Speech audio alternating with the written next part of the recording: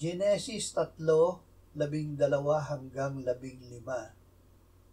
Sinabi ng lalaki sa Panginoong Diyos, "Ang babaeng ibinigay mo na aking makakasama, ang nagbigay sa akin ng bunga ng punong kahoy at ito'y aking kinain."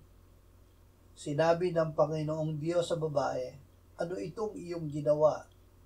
Sinabi ng babae, "Dinaya ako ng ahas at ako'y kumain."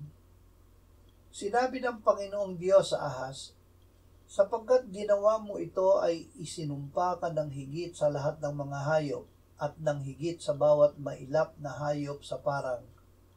Ang iyong tiyan ang ipanggagapang mo at alabok ang iyong kakainin sa lahat ng mga araw ng iyong buhay. Maglalagay ako sa iyo at sa babae ng pagkapuot sa isa't isa at sa iyong binhi at sa kanyang binhi.